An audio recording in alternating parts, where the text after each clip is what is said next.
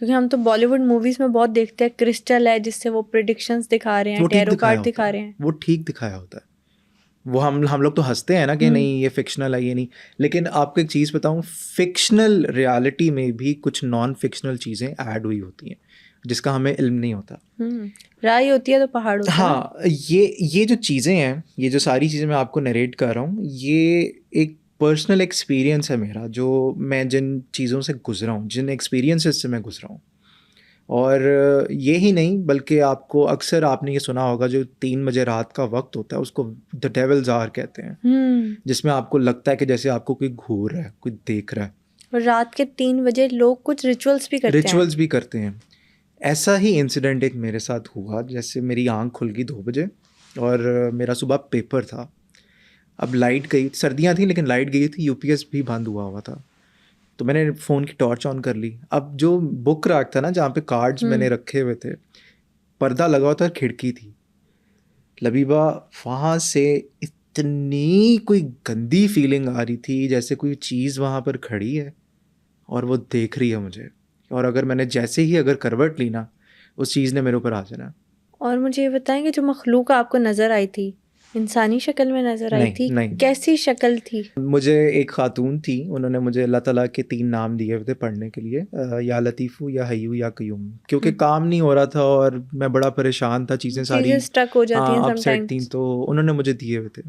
तो मैं 12 बजे रात को ऑनवर्ड्स ना, मैं कमरे में चलते फिरते पढ़ने लग जाता था। अब एक रूटीन बन गई थी। लेकिन तीसरे दिन, आई थिंक जुमेरात थी या जुमा था, मैं जब पढ़ा था तो मेरे ये जो कंधे थे ये बहुत ज़्यादा भारी हो गए थे। मैंने इग्नोर किया, मैंने कहा नहीं, रुकावट तो आती है, ज़ाहिर बात है, लेकिन छोड़ना नहीं है। तो वो जो खिड़की थी ना, उस खिड़की की बैक साइड पे एक प्लॉट था और एक सड़क थी। वहाँ पर मैंने देखा है 2 काले कुत्ते आए हैं और मेरी खिड़की की तरफ देख के ना भौंकने लग गए हैं।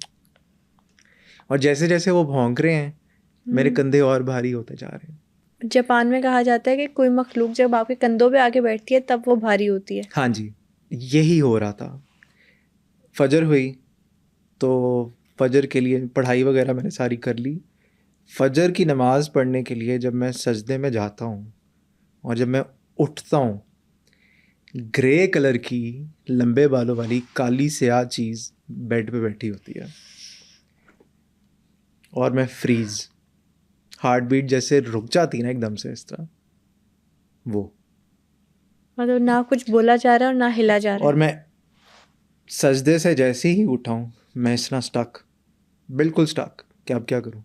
नमाज में हूँ, नमाज तोड़ूँ, क्या करूँ। बहुत मुश्किल से हिम्मत करके नमाज तोड़ी। अब जैसे जैसे मैं जाए नमाज से उठ रहा हूँ ना, उसकी गर्दन घूमी जा रही है। मैं उधर गया हूँ कमरे में, मैंने अपनी अम्मी को जाके बताया, मैं कहा कुछ चीज़ बैठी हुई है, मैं कहा मेरे बिस्तर पे कुछ चीज़ बैठी हुई है। पता नहीं क्या कैफियत होगी आपकी उस टाइम। मैं हिल गया था, मैं लाइक फ्रीज़ हुआ था, मैं बिल्कुल फ्रीज़। क्योंकि ऑब्वियसली जिन चीज़ों का आपने किताबों में पढ़ा हो या मूवीज़ में देखा हो जिनको, और वो असल हकीकत में अगर चीज़ आके, अननोन का डर तो वैसे भी रहता है ना। ऑब्वियसली रहता है। क्योंकि देखें, अल्लाह ताला ने एक खैर का निज़ाम बनाया हुआ है और एक शर का निज़ाम बनाया हुआ है। बिल्कुल ऐसे दुनिया उसी पे चल रही है, उसी पे चल रही है। और अगर शर की चीज़ें आके आपके सामने आ जाएं, मतलब हमारे बड़े कहते हैं, जो हमारे बुज़ुर्ग हैं, वो कहते हैं कि आप जो लोग हैं, आप अगर जिनको असली नेकेड आई से देख लें ना, तो आप 1 सेकंड भी बर्दाश्त ना कर सकें। उसका एक पैर अगर यहाँ पर है तो दूसरा पैर उसका अमेरिका में होगा।